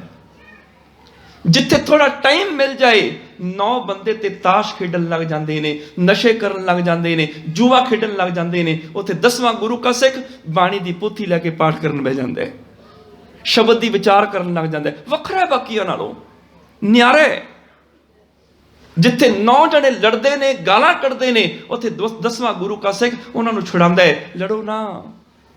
ਇਸ ਕਰਕੇ ਨਿਆਰਾ ਹੈ। ਭਗਤਾਂ ਕੀ ਚਾਲ ਨਿਰਾਲੀ, ਚਾਲਾਂ ਨਿਰਾਲੀ ਭਗਤਾਂ ਕੇਰੀ, ਵਿਖਮ ਮਾਰਗ ਚੱਲਣਾ ਇਹ ਰਸਤਾ ਔਖਾ ਹੈ। ਕਿਉਂ? ਲੱਭ ਲੋਭ ਅਹੰਕਾਰ ਤਜ ਤ੍ਰਿਸ਼ਨਾ ਬਹੁਤ ਨਹੀਂ ਬੋਲਣਾ। ਲੋਭ ਛੱਡਣਾ ਪੈਂਦਾ ਹੈ, ਹੰਕਾਰ ਛੱਡਣਾ ਪੈਂਦਾ ਹੈ, ਤ੍ਰਿਸ਼ਨਾ ਛੱਡਣੀ ਪੈਂਦੀ ਹੈ, ਮਾਇਆ ਦੀ ਦੌੜ ਛੱਡਣੀ ਪੈਂਦੀ ਹੈ। ਇਸ ਕਰਕੇ ਨਿਆਰਾ ਹੈ, ਕਿਉਂਕਿ ਹੱਕ ਦੀ ਕਮਾਈ ਕਰਦਾ ਹੈ। ਆਹ ਧਰਮ ਔਖਾ ਹੈ, ਹੱਕ ਦੀ ਕਮਾਈ ਕਰਨੀ। ਬਾਕੀ ਕੰਮ ਆਸਾਨ ਨੇ, ਪਰ ਆਹ ਕੰਮ ਬੜਾ ਔਖਾ ਹੈ, ਸੱਚੀ ਸੁੱਚੀ ਕਿਰਤ ਕਰਨੀ। ਕਿਰਤ ਕਰੋ ਵੰਡ ਛਕੋ, ਇਹ ਹੋਰ ਔਖਾ ਹੈ। ਇੱਕ ਤੇ ਹੱਕ ਦੀ ਕਮਾਈ ਨਾਲ ਬਣਦਾ ਥੋੜਾ ਹੈ, ਦੂਜਾ ਗਰੀਬ ਲੋੜਵੰਦ ਦੀ ਮਦਦ ਵੀ ਕਰੋ, ਹੋਰ ਔਖਾ ਹੈ। ਵੰਡ ਕੇ ਵੀ ਛਕਣਾ ਪੈਣਾ। ਪਹਿਲਾਂ ਹੀ ਮਾਇਆ ਥੋੜੀ ਹੈ, ਕਿਉਂਕਿ ਹੱਕ ਦੀ ਕਮਾਈ ਕਰਨ ਵਾਲਾ ਸਿਰਫ ਗੁਜ਼ਾਰਾ ਕਰਦਾ। ਇੰਨਾ ਯਾਦ ਰੱਖਿਓ, ਉਹਦੀਆਂ ਖੁਆਇਸ਼ਾਂ ਨਹੀਂ ਪੂਰੀਆਂ ਹੁੰਦੀਆਂ, ਉਹਦੀਆਂ ਲੋੜਾਂ ਪੂਰੀਆਂ ਹੁੰਦੀਆਂ ਨੇ। ਹੈਂਡ ਟੂ ਮਾਊਥ, ਆਈ ਚਲਾਈ। ਪਰ ਜਿਹੜੀ ਸੁੱਖ ਦੀ ਨੀਂਦ ਉਹ ਸੌਂਦਾ ਹੈ ਨਾ ਸ਼ਾਂਤੀ ਨਾਲ, ਉਹੋ ਜਿਹੀ ਨੀਂਦ ਅਮੀਰ ਤੋਂ ਅਮੀਰ ਬੰਦਾ ਵੀ ਨਹੀਂ ਸੌਂ ਸਕਦਾ। ਕਿਸੇ ਬੱਚੇ ਨੇ ਮਾਂ ਨੂੰ ਕਿਹਾ ਸੀ, ਮਾਂ ਮੇਰਾ ਕਾਰੋਬਾਰ ਬੜਾ ਵੱਧ ਰਿਹਾ ਹੈ, ਇੱਕ ਕੰਪਨੀ ਵੱਲੋਂ ਮੈਨੂੰ ਆਫਰ ਆਈ ਹੈ, ਜੇ ਮੈਂ ਆਹ ਕੰਮ ਕਰਕੇ ਉਹਨਾਂ ਨੂੰ ਦਵਾਂ ਤੇ ਮੈਨੂੰ 4 ਗੁਣਾ ਪੈਸਾ ਮਿਲੇਗਾ। ਪਰ ਮਾਂ ਉਹ ਲੱਗਦਾ ਕੰਮ ਠੀਕ ਨਹੀਂ, ਦੱਸੋ ਮੈਂ ਕਰਾਂ ਕਿ ਨਾ ਕਰਾਂ, ਬਸ ਇੰਨਾ ਦੱਸ ਦਿਓ। ਮਾਂ ਨੇ ਬੜਾ ਪਿਆਰਾ ਜਵਾਬ ਦਿੱਤਾ, ਕਹਿਣ ਲੱਗੀ, ਬੇਟਾ ਮੈਨੂੰ ਪਤਾ ਨਹੀਂ ਤੇਰਾ ਕੰਮ ਕਿਹੋ ਜਿਹਾ ਹੈ, ਕਿਹੜੀ ਚੀਜ਼ ਤੂੰ ਤਿਆਰ ਕਰਕੇ ਕੰਪਨੀ ਨੂੰ ਦੇਣੀ ਹੈ, ਇਹ ਨਹੀਂ ਪਤਾ। ਮੈਂ ਬਸ ਇੱਕ ਗੱਲ ਜਾਣਦੀ ਹਾਂ ਕਿ ਜਦੋਂ ਮੈਂ ਸਵੇਰੇ ਤੈਨੂੰ ਉਠਾਉਣ ਆਉਂਦੀ ਹਾਂ ਨਾ ਤੇਰੇ ਬੈਡਰੂਮ 'ਚ, ਤੈਨੂੰ ਬਾਰ-ਬਾਰ ਆਵਾਜ਼ਾਂ ਮਾਰਨੀਆਂ ਪੈਂਦੀਆਂ ਨੇ, ਉੱਠ ਉੱਠ, ਤੂੰ ਉੱਠਦਾ ਨਹੀਂ, ਤੇਰੀ ਰਜ਼ਾਈ ਖੋਣੀ ਪੈਂਦੀ, ਉੱਠ ਤਿਆਰ ਹੋ ਕੰਮ ਤੇ ਜਾ, ਤੂੰ ਉੱਠਦਾ ਨਹੀਂ। ਦੇਖੀ ਮੇਰੇ ਪੁੱਤਰ, ਇਹੋ ਜਿਹਾ ਕੰਮ ਨਾ ਕਰੀ ਜ਼ਿੰਦਗੀ 'ਚ ਕਿ ਤੈਨੂੰ ਮੈਂ ਉਠਾਉਣ ਆਵਾਂ ਤੂੰ ਪਹਿਲਾਂ ਹੀ ਉੱਠ ਕੇ ਬੈਠਾ ਹੋਵੇਂ। ਇਹਨਾਂ ਧਿਆਨ ਰੱਖੀ, ਇਹ ਨਾ ਹੋਵੇ ਮੈਂ ਤੈਨੂੰ ਉਠਾਉਣ ਆਵਾਂ ਤੂੰ ਪਹਿਲਾਂ ਉੱਠ ਕੇ ਬੈਠਾ ਹੋਵੇਂ, ਚਿੰਤਾ ਫਿਕਰਾਂ 'ਚ ਸੌਂ ਨਾ ਸਕੇ। ਹੱਕ ਦੀ ਕਮਾਈ ਹੈ, ਕਮਾਣੀ ਔਖੀ ਪਰ ਜ਼ਿੰਦਗੀ ਨੂੰ ਸੌਖਾ ਕਰ ਦਿੰਦੀ ਹੈ, ਰਾਤ ਨੀਂਦ ਸੁੱਖ ਦੀ ਆਉਂਦੀ ਹੈ। ਇਸ ਹੱਕ ਦੀ ਕਮਾਈ ਤੋਂ ਬਾਅਦ ਫਿਰ ਵੰਡ ਕੇ ਵੀ ਛਕਣਾ ਪੈਂਦਾ, ਗਰੀਬ ਲੋੜਵੰਦ ਦੀ ਮਦਦ ਵੀ ਕਰਨੀ ਪੈਂਦੀ ਹੈ। ਵੰਡ ਛਕਣਾ ਸੱਚਮੁੱਚ ਆ ਹੈ ਅਸਲੀ ਧਰਮ, ਜਿਹੜਾ ਗਰੀਬ ਲੋੜਵੰਦ ਦੀ ਮਦਦ ਕਰੇ। ਗੁਰੂ ਦੀ ਅਸਲੀ ਗੋਲਕ ਹੈ ਗਰੀਬ ਦਾ ਮੂੰਹ, ਪਰ ਗਰੀਬ ਦੇ ਮੂੰਹ 'ਚ ਪਾਇਆ ਉਹ ਸਰੂਪਾ ਨਹੀਂ ਨਾ ਦਿੰਦਾ। ਨਾ ਮਾਈਕ ਤੇ ਨਾ ਬੋਲਿਆ ਜਾਂਦਾ ਫਲਾਣੇ ਨੇ ਇੰਨੇ ਦਿੱਤੇ, ਨਹੀਂ, ਗਰੀਬ ਦੇ ਮੋਹ ਦੇ ਨਾਲੋਂ ਚੰਗਾ ਹੈ ਉੱਥੇ ਦਈਏ ਜਿੱਥੇ ਸਾਡਾ ਨਾਂ ਬੋਲਿਆ ਜਾਏ, ਜਿੱਥੇ ਸਾਨੂੰ ਸਰੂਪਾ ਮਿਲੇ। ਸਿੱਧਾ ਗੁਰੂ ਦੇ ਮੂੰਹ 'ਚ ਤੁਸੀਂ ਭੋਜਨ ਪਹੁੰਚਾਣਾ, ਗੁਰੂ ਦੀ ਗੋਲਕ 'ਚ ਪਾਣਾ, ਗਰੀਬ ਦੇ ਮੂੰਹ 'ਚ ਪਾ ਦਿਓ, ਇਹ ਤੋਂ ਵੱਡਾ ਕੁਛ ਨਹੀਂ। ਹਾਂ, ਗੁਰਦੁਆਰੇ ਵੀ ਗੋਲਕ ਚਾਹੀਦੀ ਹੈ, ਇਸ ਕਰਕੇ ਪ੍ਰਬੰਧ ਹੋ ਸਕੇ। ਕਿਸ ਚੀਜ਼ ਦਾ? ਸਿੱਖੀ ਪ੍ਰਚਾਰ ਦਾ ਪ੍ਰਬੰਧ ਹੋ ਸਕੇ, ਬੱਚਿਆਂ ਦੀਆਂ ਕਲਾਸਾਂ ਲੱਗ ਸਕਣ, ਪੰਜਾਬੀ ਦੀਆਂ ਕਲਾਸਾਂ, ਕੀਰਤਨ ਦੀਆਂ ਕਲਾਸਾਂ, ਗੁਰਬਾਣੀ ਪਾਠ ਦੀਆਂ ਕਲਾਸਾਂ, ਦਸਤਾਰ ਸਿਖਲਾਈ ਦੀਆਂ ਕਲਾਸਾਂ। ਇੱਥੇ ਵੀ ਮਾਇਆ ਚਾਹੀਦੀ ਹੈ, ਪਰ ਦਿਓ ਉੱਥੇ ਜਿੱਥੇ ਮਾਇਆ ਸਹੀ ਅਰਥਾਂ 'ਚ ਲੱਗ ਰਹੀ ਹੈ। ਜਿੱਥੇ ਨਹੀਂ ਲੱਗ ਰਹੀ ਉੱਥੇ ਆਪ ਲੋੜਵੰਦ ਲੱਭ ਕੇ ਉਹਨੂੰ ਦੇ ਦਿਓ। ਕਿਰਤ ਕਰੋ, ਵੰਡ ਛਕੋ, ਤੇ ਜੋ ਮਾਲਕ ਨੇ ਦਿੱਤਾ ਉਹਦੇ ਸ਼ੁਕਰਾਨੇ ਵਿੱਚ ਰਹੋ, ਨਾਮ ਜਪੋ। ਆ ਹੈ ਉਹਦੀ ਰਜ਼ਾ ਵਿੱਚ ਰਾਜੀ ਰਹਿਣਾ। ਪਰ ਦਰਬ ਹਿਰਣੰ, ਜਿਹੜਾ ਗਰੀਬ ਦਾ ਹੱਕ ਮਾਰ ਰਿਹਾ ਹੈ, ਬਹੁ ਵਿਘਨ ਕਰਨੰ, ਲੋਕਾਂ ਦੇ ਰਸਤਿਆਂ ਵਿੱਚ ਰੁਕਾਵਟਾਂ ਖੜੀਆਂ ਕਰ ਰਿਹਾ ਹੈ। ਉਚਰਣੰ ਸਰਬ ਜੀ ਕਹਿ, ਦੁਨੀਆ ਨੂੰ ਬੋਲ ਕਬੋਲ ਬੋਲਦਾ ਹੈ। ਲਓ ਲਈ ਤ੍ਰਿਸ਼ਨਾ, ਤ੍ਰਿਸ਼ਨਾ ਦੀ ਖਾਤਰ ਲਉ ਲਉ ਕਰਦਾ ਹੈ, ਹੋਰ ਲੈ ਲਵਾਂ, ਹੋਰ ਲੈ ਲਵਾਂ। ਲਓ ਲਈ ਤ੍ਰਿਸ਼ਨਾ ਅਤਿਪਤ ਮਨ ਮਾਏ। ਇੱਥੇ ਪਾਠ ਅਤਪਤ ਨਹੀਂ ਹੈ, ਅਤਿਪਤ। ਤਿਪਤ ਮੈਨੇ ਤ੍ਰਿਪਤ, ਤ੍ਰਿਪਤੀ ਤੋਂ ਬਣਿਆ ਲਫ਼ਜ਼। ਅਤਿਪਤ ਮੈਨੇ ਜਿਹੜਾ ਤ੍ਰਿਪਤ ਨਾ ਹੋਵੇ, ਜਿਹੜਾ ਰੱਜੇ ਨਾ। ਅਤਿਪਤ ਮਨ ਮਾਏ, ਕਹਿੰਦੇ ਕਿ ਜਿਹੜਾ ਮਨ ਵਿੱਚ ਰਜਦਾ ਨਹੀਂ ਹੈ, ਜਿਹਨੂੰ ਮਾਇਆ ਰਜਾ ਨਹੀਂ ਸਕਦੀ। ਕਰਮ ਕਰਤ ਸੇ ਸ਼ੁਕਰ ਹੈ, ਉਹ ਕਰਮ ਇਹੋ ਜਿਹੇ ਕਰਦਾ ਮਨ ਸੂਰ ਦੀ ਤਰ੍ਹਾਂ, ਉਹ ਨਿੰਦਿਆ ਚੁਗਲੀ ਦੀ ਗੰਦਗੀ ਖਾ ਰਿਹਾ ਹੈ, ਗਰੀਬ ਦਾ ਹੱਕ ਮਾਰ ਰਿਹਾ ਹੈ। ਪੁੱਛਿਆ ਫਿਰ ਕੀ ਕਰੀਏ? ਆਖਰੀ ਸ਼ਲੋਕ ਵਿੱਚ ਸਤਿਗੁਰੂ ਜੀ ਨੇ ਮਹਿਰਾਮਤ ਕੀਤੀ, ਮਤੇ ਸਮੇਵ ਚਰਣੰ। ਕਹਿਣ ਲੱਗੇ ਗੁਰਮੁਖ ਉਹ ਪ੍ਰਵਾਨ ਹੁੰਦੇ ਨੇ, ਮਤੇ ਮੈਨੇ ਜਿਹੜੇ ਮਸਤ ਹੋ ਗਏ, ਕਿਹਦੇ ਵਿੱਚ? ਸਮੇਵ, ਲੀਨ ਹੋ ਗਏ, ਚਰਣੰ, ਜਿਹੜੇ ਮਾਲਕ ਦੇ ਚਰਨਾਂ ਵਿੱਚ ਲੀਨ ਹੋ ਜਾਂਦੇ ਨੇ। ਉਧਰਣੰ, ਭੈ ਦੁਤਰੈ, ਜਿਹੜੇ ਪਾਪਾਂ ਵਿਕਾਰਾਂ ਦੇ ਸਾਗਰ ਤੋਂ ਤਰ ਗਏ, ਇਸ ਭੈ ਸਮੁੰਦਰ ਤੋਂ ਉਧਰ ਗਏ। ਅਨੇਕ ਪਾਤਿਕ ਹਰਣੰ, ਉਹਨਾਂ ਦੇ ਸਾਰੇ ਪਾਪ ਨਾਸ਼ ਹੋ ਜਾਂਦੇ ਨੇ। ਪੁੱਛਿਆ ਵੀ ਇਹੋ ਜਿਹੀ ਜਗ੍ਹਾ, ਇਹੋ ਜਿਹੀ ਅਵਸਥਾ ਸਾਨੂੰ ਕਿਵੇਂ ਮਿਲੇ ਕਿ ਸਾਡੀ ਜ਼ਿੰਦਗੀ 'ਚ ਤ੍ਰਿਸ਼ਨਾ ਦੀ ਦੌੜ ਖਤਮ ਹੋ ਜਾਏ, ਸੁੱਖ ਚੈਨ ਦੀ ਨੀਂਦ ਆ ਜਾਏ। ਇਹੋ ਜਿਹੀ ਜ਼ਿੰਦਗੀ ਕਿੱਥੋਂ ਮਿਲੇਗੀ ਕਿ ਮੇਰੇ ਅੰਦਰ ਦਇਆ ਪੈਦਾ ਹੋਵੇ, ਮੈਂ ਕਿਸੇ ਗਰੀਬ ਦੇ ਤਰਸ ਖਾ ਕੇ ਉਹਦੀ ਮਦਦ ਕਰ ਸਕਾਂ। ਕਿਉਂਕਿ ਦਇਆ ਦੇ ਵਿੱਚੋਂ ਹੀ ਮੇਰੇ ਧਰਮ ਨੇ ਜਨਮ ਲੈਣਾ ਹੈ। ਧੌਲ ਧਰਮ ਦਇਆ ਕਾ ਪੂਤ, ਮਾਂ ਹੋਏਗੀ ਤੇ ਪੁੱਤਰ ਨੂੰ ਜਨਮ ਦੇਏਗੀ। ਜਿੱਥੇ ਮਾਂ ਹੀ ਨਹੀਂ, ਪੁੱਤਰ ਜਨਮ ਨਹੀਂ ਲੈ ਸਕਦਾ। ਦਇਆ ਮਾਂ ਹੈ, ਧਰਮ ਉਹਦਾ ਪੁੱਤਰ ਹੈ। ਮਾਲਕਾ ਦਇਆ ਮੇਰੇ ਅੰਦਰ ਪੈਦਾ ਹੋਵੇ ਤਾਂ ਕਿ ਜ਼ਿੰਦਗੀ 'ਚ ਧਰਮ ਆ ਜਾਏ। ਕੀ ਕਰਾਂ? मैं 10 ਨੋਆਂ ਦੀ ਕਿਰਤ ਕਰਾਂ, मैं ਵੰਡ ਕੇ ਛਕਾਂ, मैं नाम ਜਪਾਂ, कोई तरीका है? सतगुरु पातशाह ने आखिरी तुक विच सिख नूं हदायत कीती। सारी सहस्कृति सलूकां दा निचोड़ है। कहण लगे साध संगत विच आ जाया कर, गुरु दी संगत विच आ जाया कर, गुरु दसेगा जिंदगी नूं किवें जीउणा है। गुरु दी संगत विच आ जाएगा, गुरु तेनों जीवन दी जुगत दे देगा। अनेक पातिक हरणं नानक साध संगम ना संशय, सारे पाप नाश हो जाणगे। हे नानक जे तू साध संगत विच आ जाए, कोई संसार नहीं, कोई शक नहीं, साध संगत विच आया, गुरु दी संगत विच आया, ये जीवन तब्दील हो जाता है। सिख मत दे विच जिंदगी जीवना, प्रैक्टिकल जीवना धर्म है। सिख ने जीवन जुगती गुरु पासों सीखनी है।